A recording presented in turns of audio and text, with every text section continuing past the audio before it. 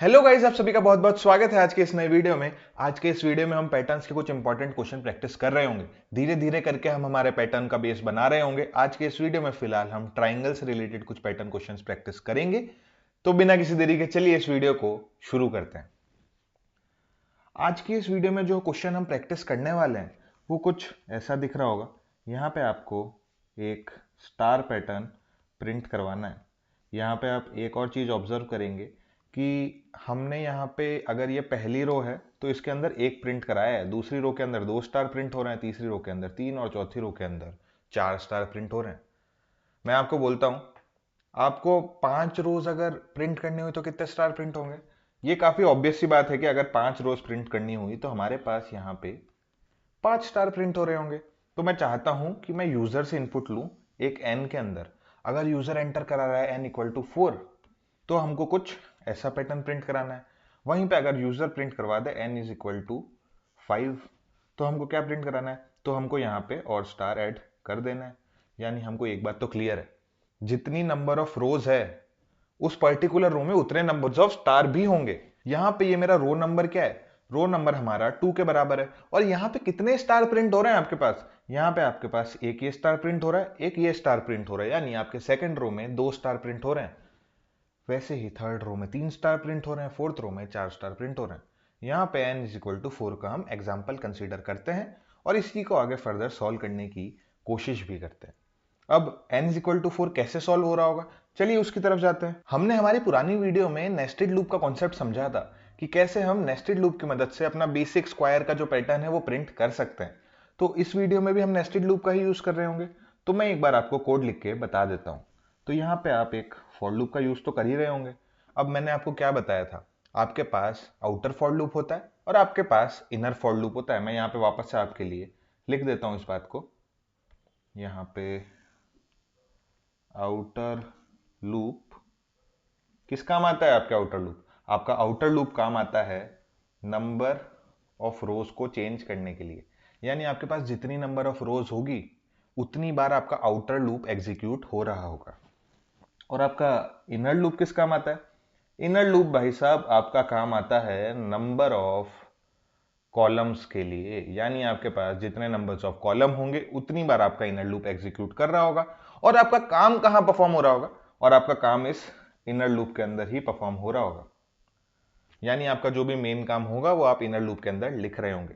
अब ये रोज और कॉलम क्या होता है ये भी मैंने आपको बताया था। ये आपकी एक रो हो गई, ये एक दो तीसरी रो चौथी रो, ये आपकी रोज हो गई। और आपका कॉलम क्या होता है? आपका कॉलम कुछ इस हिसाब से हम कंसीडर करते हैं। देखिए, आपने अगर कभी भी एक घर बनते हुए देखा है तो आप उसमें देखते हैं ना कि हम कुछ कॉलम बना रहे होते हैं या फिर उस बिल्डिंग के कुछ कॉलम हम देख रहे होते हैं कि ये कॉलम ऐसे जा रहा है, ये कॉलम वैसे है।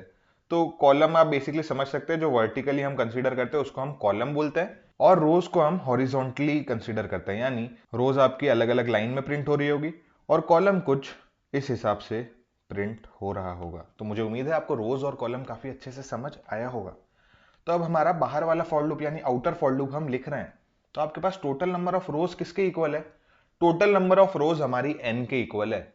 यहां पे अगर यूजर चाहेगा तो n = 6 भी कर देगा, n = 100 भी कर देगा। तो यानी हमारा ये लूप n टाइम्स रन हो रहा होगा। मैं यहाँ पे डायरेक्टली 4 भी लिख सकता हूं। मैंने यहाँ पे सिर्फ 4 रोज कंसीडर करी है, लेकिन व्हाट इफ यूजर वांट्स कि मैं ज्यादा रोज प्रिंट करूं, तो उसके लिए तो हम n टाइम्स ये आउटर फॉर लूप चला रहे होंगे। तो यहाँ पे मैं कुछ आउटर फॉर लूप में इंट i = 1 और i n लिख देता हूं। ठीक है, हमारा बाहर वाला फॉर लूप n टाइम्स चल रहा होगा। अब इनर फॉर लूप कैसे चल रहा होगा? अब आप एक चीज यहाँ पे ध्यान दीजिए। यहाँ पे जब आपकी पहली रो है यानी आपकी रो नंबर 1 है तो उसमें आपका 1 स्टार प्रिंट हो रहा है, दूसरी रो में 2 स्टार प्रिंट हो रहा है। तो आपका इनर वाले फॉर लूप के अंदर कितने कॉलम्स प्रिंट हो रहे होंगे? पहली रो के अंदर हमारा सिर्फ एक कॉलम प्रिंट हो रहा है, दूसरी रो के अंदर हमारे पास 2 कॉलम प्रिंट हो रहे हैं, तीसरी के अंदर 3 हो रहे हैं और फोर्थ रो के अंदर 4 कॉलम प्रिंट हो रहे हैं। यानी जैसे जैसे रो बढ़ रही है वैसे ही हमारे नंबर ऑफ कॉलम्स भी बढ़ रहे हैं। तो हम अंदर वाला जो फॉर लूप है उसको कुछ इस हिसाब से चला सकते हैं। इंट j = 1, j < i के इक्वल। यानी जितनी नंबर आपकी रोज होगी उतने ही बार आपके नंबर ऑफ कॉलम्स प्रिंट हो रहे होंगे।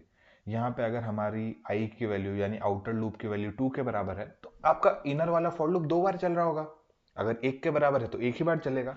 3 के बराबर है तो आपका इनर वाला फॉर लूप 3 बार चल रहा होगा। यहाँ पे आप देख सकते हैं जब आपके कॉलम की वैल्यू 3 होती है तब आपका इनर वाला फॉर लूप भी 3 बार चल रहा होगा। तो ये मैंने काफ़ी सिंपल लैंग्वेज में आपको बताया है। इसको मैं आपको ड्राई रन करके भी बताऊंगा और इस लूप को हम कंप्लीट कर लेते हैं। यहाँ पे सी आउट कराते हैं। सी आउट कराना है हमको एस्ट्रिक्स के सिंबल को, और जैसे ही आपका इनर लूप एग्जीक्यूट होके खत्म हो जाएगा हमको नेक्स्ट लाइन देनी है। अब तो हम इनर लूप के बाहर यहाँ पे एंड लाइन कैरेक्टर दे देते हैं और ये आपका आउटर फॉर लूप खत्म करते हैं यहाँ पे। तो कुल मिला के आपका ये वाला पैटर्न प्रिंट कराने के लिए कोड ये दिख रहा होगा। अब हम इसको ड्राई रन करा के देखते हैं। देखिए सबसे पहले यहाँ पे आपने आई को इनिशियलाइज किया है 1 से, तो यहाँ पे मैं मेमोरी ब्लॉक बना लेता हूँ। आपका आई नाम का वेरिएबल है और आपके आई नाम के वेरिएबल के अंदर क्या है, आपके आई नाम के वेरिएबल के अंदर अभी 1 स्टोर्ड है। इनिशियलाइज करने के बाद यहाँ पे कंडीशन चेक होगी।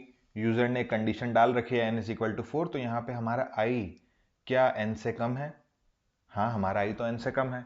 तो अब अंदर वाला जो भी डिजायर्ड काम है वो परफॉर्म करवा दीजिए। अंदर आप जैसे ही जाएंगे आपको पता चलेगा यहाँ पे हमारे पास एक और वेरिएबल है जिसको हमने 1 से इनिशियलाइज कर रखा है। तो यहाँ पे j के अंदर हम 1 को स्टोर कर देंगे।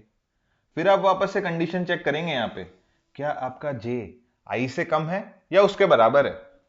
हमको पता चलता है हमारा i और j तो बराबर है, तो यानी अंदर वाला जो भी डिजायर्ड काम है वो हम परफॉर्म करवा रहे होंगे। तो यहाँ पे आपका एक स्टार प्रिंट करवा देते हैं। यहाँ पे आपका एक स्टार प्रिंट हो जाएगा। इसके बाद क्या होगा, इसके बाद आपका j इंक्रीमेंट हो जाएगा। j इंक्रीमेंट होके क्या होगा, j इंक्रीमेंट होके हो जाएगा 2 के बराबर। अब इसके बाद हम यहाँ पे कंडीशन चेक करेंगे, क्या हमारा j i से कम है या उसके बराबर है? हमको पता चलता है हमारा j तो i से बड़ा है। तो ये लूप यहाँ पे ब्रेक हो जाएगा और आप इनर लूप से बाहर आ जाएंगे और आउटर लूप के अंदर हमने लिख रखा है एंड लाइन कैरेक्टर। तो अब आपका अगला आउटपुट यहाँ ना प्रिंट होके यहाँ प्रिंट हो रहा होगा। इसके बाद क्या होता है, इसके बाद आप आउटर वाले फॉर लूप को इंक्रीमेंट कर देंगे। तो आपके आई की वैल्यू कितनी हो जाएगी, अब आपके आई की वैल्यू हो जाएगी 2 के बराबर। और अब आपको एक चीज और ध्यान रखनी है, जैसे ही आपका अंदर वाला इनर लूप काम करके खत्म होकर ब्रेक हो जाएगा तो आपको ये वेरिएबल भी यहाँ से हटा देना है। आपको ये लिखना नहीं है, मैं बस आपको प्रैक्टिस के लिए बता रहा हूँ। आपका वेरिएबल भी हट जाता है, तो बेसिकली अब आपके पास आई ही एग्जिस्ट करता है। तो अब यहाँ पे आपका आई इंक्रीमेंट हो चुका है। तो अब वापस से हम यहाँ पे कंडीशन चेक कर रहे होंगे, क्या हमारा आई 4 से छोटा है? हाँ, हमारा आई 4 से छोटा है। तो अंदर भेज दो। अंदर वापस से आपने जे को 1 से इनिशियलाइज कर रखा है, तो यहाँ पे आपके जे के अंदर आके 1 स्टोर हो रहा होगा। फिर इसके बाद कंडीशन चेक होगी, हमको पता चलेगा कि कंडीशन तो सही है, तो हम यहाँ पे एक स्टार और प्रिंट करवा देंगे। अब इसके बाद क्या होगा, इसके बाद यहाँ पे आपका जे इंक्रीमेंट हो रहा होगा। जे इंक्रीमेंट हो गया, अब हो जाएगा 2 के बराबर। कंडीशन चेक में पता चलेगा हमारा आई और जे सेम है, तो एक और स्टार प्रिंट कर दीजिए। हमने यहाँ पे एक और स्टार प्रिंट कर दिया है। फिर वापस से आपका जे इंक्रीमेंट हो रहा होगा, इंक्रीमेंट होके अब हो जाएगा 3 के बराबर। 3 के बराबर होने के बाद आपको रियलाइज होगा यहाँ पे आपकी कंडीशन तो फॉल्स हो चुकी है, तो आप इनर लूप से ब्रेक कर देंगे, ये आपका जे नाम का वेरिएबल भी हट जाएगा। यहाँ पे आपको पता चलेगा इनर लूप के बाद हमने एक एंड लाइन कैरेक्टर दे रखा है, तो यहाँ ना प्रिंट होकर अगला कैरेक्टर यहाँ प्रिंट हो रहा होगा। तो हम अब आई को भी इंक्रीमेंट कर देते हैं, तो यहाँ पे आपका आई इंक्रीमेंट होके हो जाएगा 3 के बराबर। अब जैसे ही आपका इंक्रीमेंट होगा कंडीशन भी चेक होगी, क्या आपका आई n से छोटा है? हाँ, हमारा आई n से छोटा है। तो अब हम इनर वाले फॉर लूप के अंदर जा रहे होंगे। इनर वाले फॉर लूप के अंदर हमने जे वेरिएबल बना रखा है जिसको हमने इनिशियलाइज किया है 1 से। तो यहाँ पे हम वापस से एक वेरिएबल बना लेते हैं। कंडीशन चेक में हमको पता चलेगा हमारी कंडीशन ट्रू है। यहाँ पे एक स्टार प्रिंट होगा, दूसरा स्टार प्रिंट होगा, तीसरा स्टार प्रिंट होगा, और जैसे ही आपके j की वैल्यू 3 के बराबर हो जाएगी, यहाँ पे जब हम इसको फर्दर इंक्रीमेंट कर रहे होंगे, यहाँ पे j इज इक्वल टू 4 हो जाएगा। आपको रियलाइज होगा j तो भाई हमारा i से बड़ा है। तो अब यहाँ पे लूप वापस से ब्रेक हो रहा होगा और आप नेक्स्ट लाइन के अंदर यानी जो भी आपका अगला आउटपुट है यहाँ प्रिंट करवा रहे होंगे। तो कुछ इस हिसाब से लूप एग्जीक्यूट करेगा। फिर आप i को इंक्रीमेंट कर देंगे। आपका i इंक्रीमेंट होके अब हो जाएगा 4 के बराबर। यहाँ पे आपका आई 4 के बराबर हो चुका है। इसके बाद आप कंडीशन चेक करेंगे। कंडीशन चेक में पता चलेगा हमारा एन और आई तो बराबर है, यानी सब सही है। अंदर वाले लूप में भेज दो। अंदर वाले लूप में भेजने के बाद वापस से वही आपका जे नाम का एक वेरिएबल क्रिएट होगा। इसके अंदर अभी 1 स्टोर हो रहा होगा और आपके यहाँ पे नंबर ऑफ स्टार्स कुछ ऐसे प्रिंट हो रहे होंगे और फिर वापस से ये लूप ब्रेक हो जाएगा। और जैसे ही आपका आई अब इंक्रीमेंट होके 5 के बराबर हो जाएगा, यहाँ पे आपकी ये वाली जो कंडीशन है ना सर, ये ब्रेक हो जाएगी। तो आपका टोटल जो लूप है इनर और आउटर एग्जिट हो चुका होगा। तो कुल मिला के आपका कुछ फिर ऐसा पैटर्न प्रिंट हो रहा होगा। मुझे उम्मीद है मैंने आपको काफ़ी अच्छे से क्रिस्प में ड्राई रन करके बताया होगा। अब मैं आपको एक और चीज़ बताता हूँ। अगर आपको बोला हो कि भाई हमको तो यहाँ पे ये वाला पैटर्न प्रिंट करना है, 1 1 2 1 2 3 1 2 3 4, कैसे करेंगे? सोचिए सोचिए, दिमाग लगाइए थोड़ा। ये पैटर्न भी सेम कोड से प्रिंट हो रहा होगा। कैसे? यहाँ पे तो हम एस्ट्रिक्स प्रिंट कर रहे हैं, ये कैसे हो रहा होगा? अभी तो हमने स्टार पैटर्न देखा, लेकिन ये पर्टिकुलर पैटर्न कैसे प्रिंट होगा यहाँ पे? थोड़ा सोचिए। यहाँ पे आपको ये जो आप अंदर प्रिंट करवा रहे हैं, इसकी जगह आपको बस यहाँ पे जे की वैल्यूज प्रिंट करवानी है। तो जब हमारा जे 1 के इक्वल था तब यहाँ पे 1 प्रिंट हो रहा था, फिर आपका जे 1 2 हुआ तो यहाँ पे 1 2 प्रिंट हुआ, फिर जे 1 2 3 प्रिंट हुआ। कुछ इसी हिसाब से लूप चल रहा होगा। आप इसको खुद से एक बार प्रैक्टिस करके देखिए, कॉपी निकालिए, उसमें इस कोड का ड्राई रन करके देखिए। आपको समझ आएगा कैसे ये वाला पैटर्न और ये वाला पैटर्न पूरा पूरा सिमिलर है, ये वाला और ये वाला। धीरे धीरे आपको समझ आने लगेगा कि ये पैटर्न्स कैसे काम करते हैं। अब इसको हम VS कोड में इंप्लीमेंट करके देखते हैं। अब मैं यहाँ पे यूजर से एक n नाम के वेरिएबल के अंदर वैल्यू लेना चाहता हूँ, तो सी करवा देता हूँ n को। अब इसके बाद हम दो फॉर लूप चला लेंगे, int i is equal to 1, i is less than equal to n और i प्लस प्लस। फिर इनर वाला for loop, int j is equal to 1, j is less than equal to i और j plus plus. अंदर आपको क्या print कराना है? अंदर हमको यहाँ पे स्टार प्रिंट कराना है, तो मैं यहाँ पे एस्ट्रिक्स का सिंबल यूज करूंगा और इनर वाले फॉर लूप के बाद यहाँ पे एक एंड लाइन कैरेक्टर दे रहा हूँ। अब मेरे को इसमें यूजर से वैल्यू एंटर करवानी है, तो मैं यहाँ पे टर्मिनल के थ्रू इनपुट लूंगा और मैं चाहता हूँ यहाँ पे हमारे 4 स्टार प्रिंट होनी चाहिए, यानी 4 रो के अंदर स्टार्स प्रिंट होने चाहिए। तो आप देख सकते हैं यहाँ पे आपका ये पैटर्न कुछ ऐसा दिख रहा होगा। अगर यहीं पे मैं इसको 5 के इक्वल कर दूं तो क्या होगा? 5 के इक्वल में आपके 5 नंबर ऑफ रोज प्रिंट हो रही होगी। मैं एक बार इसको रन करवा के दिखा देता हूँ। यहाँ पे 5 लिखने पे आपके 5 नंबर ऑफ रोज हो रही है। अगर मैं इसको 100 लिख दूं तो 100 लिखने पर आप देख सकते हैं यहाँ पे कुछ इस हिसाब से आपका पैटर्न दिख रहा होगा। ये मेरी स्क्रीन कैप्चर नहीं कर पा रही है, बहुत ज़्यादा बड़ा हो चुका है एक्चुअल में। आप पर देख सकते हैं यहाँ पे आपको एक ट्राइंगल पैटर्न अच्छे से ऑब्जर्व हो रहा है।